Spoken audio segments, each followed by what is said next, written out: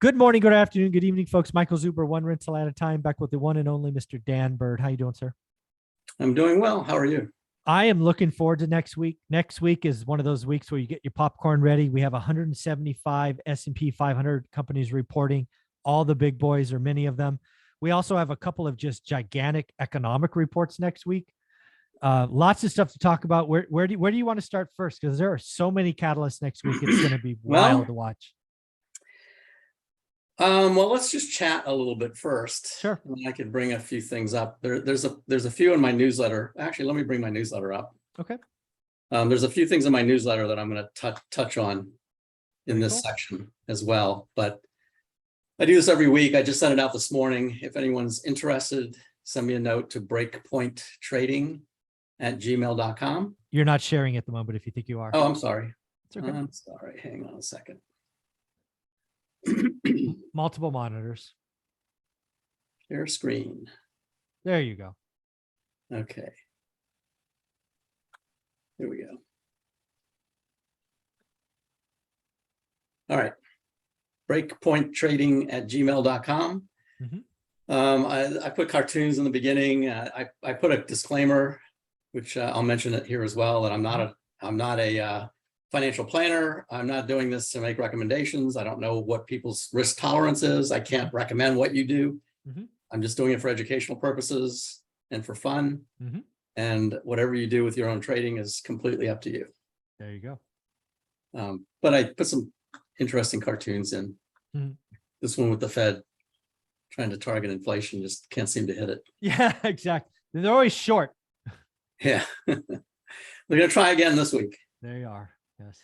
So talking about this week and this month, really, this one in the lower left that I put in my newsletter as well was very interesting. This comes from this one I got from Empire Financial. This is Whitney Tilson that we talked about before. That he really missed that call. He was saying that inflation had peaked.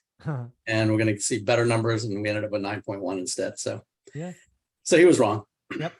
But at any rate, this is an interesting historical view of what has happened in the past, back to World War II, when the market has fallen 20% or more in the first half. What happens by the end of the year? Okay. And you can see the next quarter in each of these. The only one that was negative was 2008. And we know what happened there. Market didn't turn around until, coincidentally, 2009. Right. Back March of 2009. That's when it started turning around. Yep. But 2008 was the only one, the next quarter, that was negative. By the end of the year, the average by the end of the year was up 21%. Right. Okay. So where are we right now? 39.50 roughly. Times 1.2. That puts us at, where do you think that puts us? Well, that put us 800 points. Knowing that the all-time high was 48.16. I think it brings us to 47 and change. 47.40. Yeah. Almost to that all-time high, which I've been saying all along. By the end of the year, we're going to be back to the high. I love it. I love how confident you are. I don't see it, but I love that you're confident. Well, my confidence comes from data. Numbers, from data. It's come from data. It's all about the data. Yeah, this is really fun because I live in the data and real estate. Stocks is not my thing. You're in the data and stocks, and I'm emotional, and that's why I'm coming to you, because I need to be better. Right. So since World War II, the second half, after a 20% decline, on average has been up 21%, which puts us right back at the high. Yep, pretty cool. Now we could easily go more than 21. 2009 it was 32. Yep. 74 was 38, right? Yeah. So it could be more than, the median is 26. Yeah. So let's just take 26, 39.50 times 1.26. Okay, it's a 49.77. Yeah. Okay. And a new all-time high. That would be a new all-time high. Okay. All right. So this is just data. Doesn't mean that we are going to do this. Yeah. You know, we could repeat 2008 where we only get to almost 2%. Yep. In the second half. Could. Right. But it's interesting information, and this was in my newsletter as well. I like it. The other one, this came from Stock Traders Almanac. Okay. And all they do is look at data over 50 and 100 years. Right. All right. So this is 21-year average for August. So we're heading into August. You said next week it's going to be maybe the biggest week of the year. It very well could be, for a lot of reasons, a lot of catalysts next week. There's the Fed funds rate hike. Yep. They do 75 or 100. Wednesday. On the 28th is the GDP. Yeah. report. What do you got any thoughts on that one? I think it'll probably be negative. Ooh, I'm calling slightly positive, 0.1 or 0.2 positive. Yeah, I think it'll be slightly negative. Okay. I think all of the mainstream media will run with that. Oh yeah. Recession. Right. And then the Economic Bureau will not call a recession, but that's okay. Yeah, they won't call a recession because that's not the only thing they look at for recession. No, it's a rule of thumb that took off. It's what the media will use, but Exactly. that's not the only thing they look at. There's a lot of other things they look at. Yeah. We agree.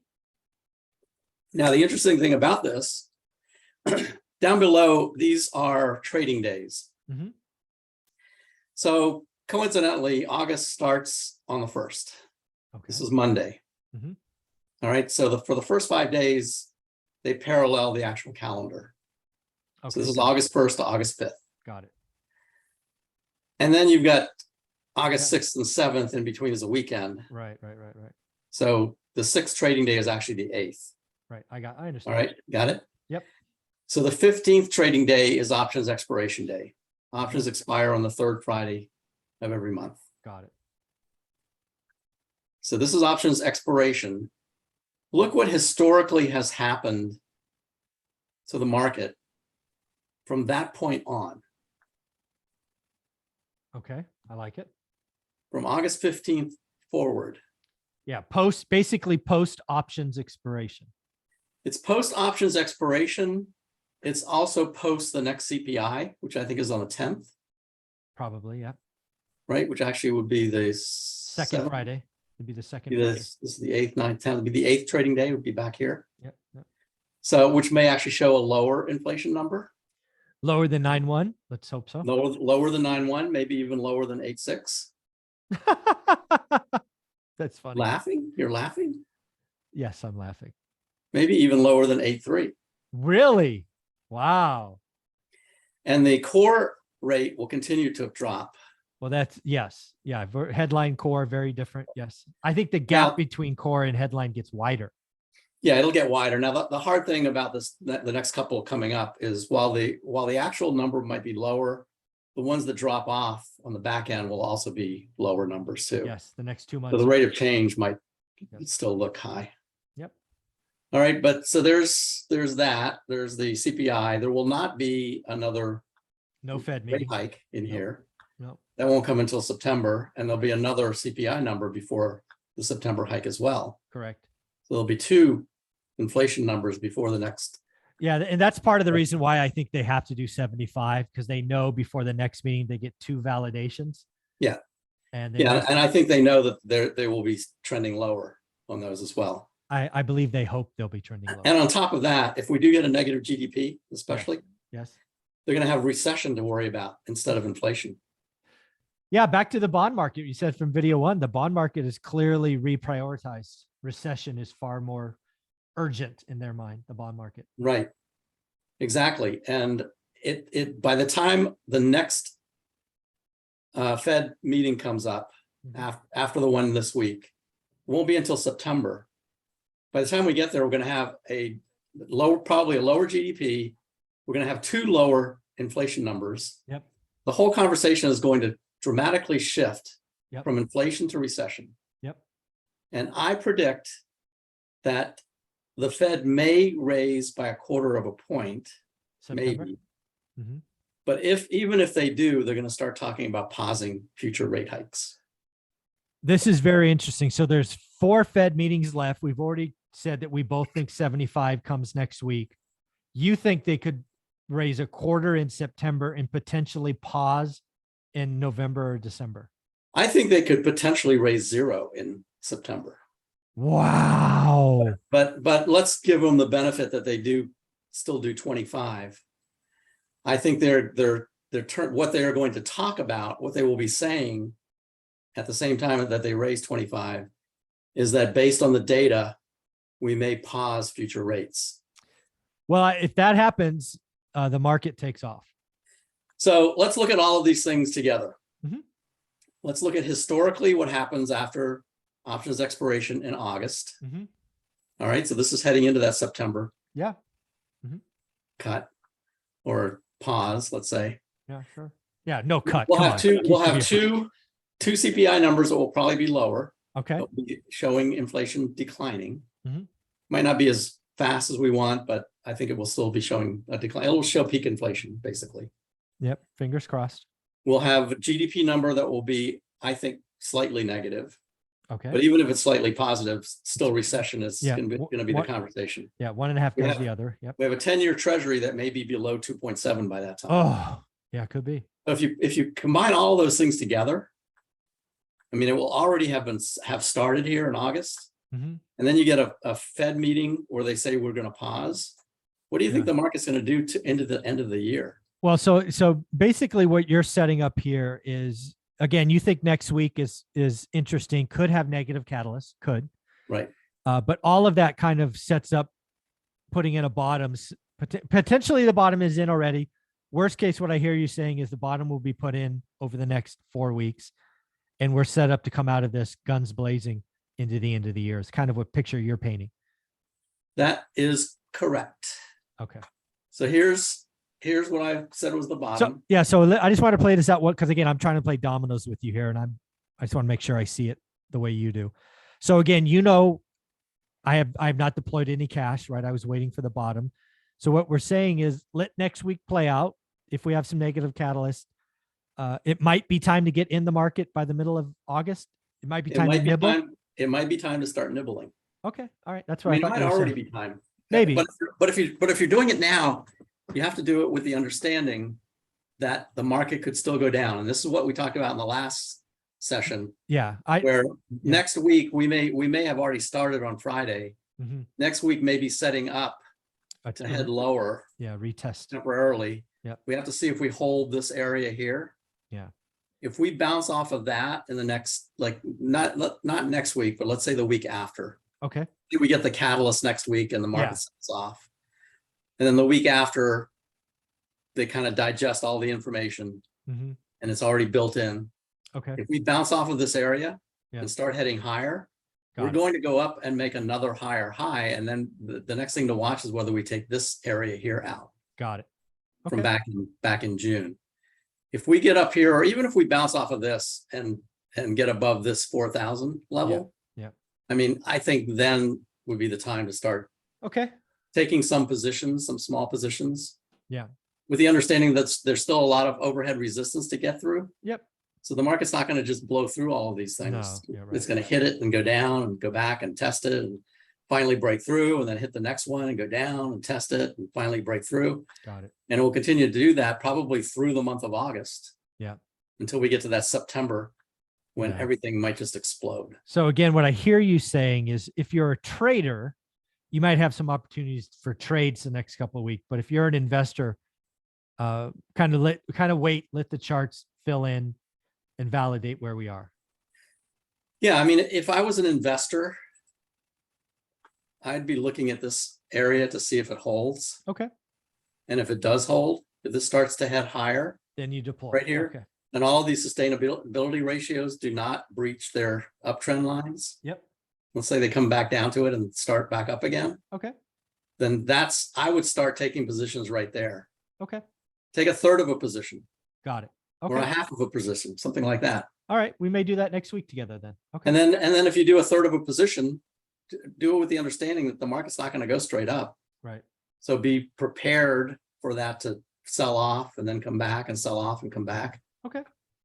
But if you're an investor, Mhm. that's the way you have to think anyway. Yeah. Right. So I mean, I think this was the bottom. I Okay. think we're going to find out in the next week or two if that Yeah. bottom holds. Yeah, that's why I'm not putting anything out. This is the week. The week coming up is the one to watch for. Lots of Right. economic catalysts and stock catalysts. This Right. is the week that I've been looking at going like, ooh, that could be dicey. Yeah, and even if we break through this level right here, Mhm. I mean, that's why I say wait and see if it bounces. We break through that, Yeah. then we probably will put in a double bottom. Okay. Probably go back to this low right here before we start higher And what again. was that again? Was that 36? 36, let's call it 36.40. Okay, 36.40. Okay. All right. I like it. We'll see. I mean, it'll be interesting. This is the long-term chart that has the levels in here, the Keltner levels. Okay. This basically is a reversion to the mean. Think of it that way, reversion Right. to the mean chart. Yep. And the mean is this dotted blue line here in the middle, Okay. 21 day. Got it. You can see all through last year when we came off the bottom, the Mhm. COVID bottom right here, Yeah. we traded every time we'd come down to the mean and bounce back up, down to the mean, bounce, bounce, bounce. Got it. All the way up here until January when we started down, and then we went below it. And then the mean became overhead resistance instead. Got it. And Yep. we went up to it and got rejected, went up to it, got rejected. And now we're right at it again. Okay. I like And that is at 40.84. Let's call it 4,100. Okay. So if we get through that 4,100, then we'll be on the other side, and this whole thing will start to curve up instead. Got it. Now this is a weekly chart and it's a long term. So these move much slower Sure. than the daily charts. Mhm. But you can see here, all these blue candles right here indicate that the trend is higher. I like it. They haven't turned green yet, but blue indicates the trend is higher. Very cool. Okay. So anyway, that's, we wanted to talk about next week, but even beyond next week, I think next week is going to be a lot of catalysts. There's going to be a lot of volatility. Yeah. The month of August is going to be really, really important. I like it. What happens? Yeah, this is setting up again. This is a lot of economic data, a lot of key earnings. Next week, Apple. I think Apple's the most valuable company in the S&P 500. So Amazon next week, all the Meta, and, Google, Alphabet. Yeah. So yeah, and a lot of consumer-based companies reporting too. So we're going to hear about what the consumer, they retreating, trading down, all that stuff. So Dan, one more time, what's your newsletter? Right here, breakpointtrading@gmail.com.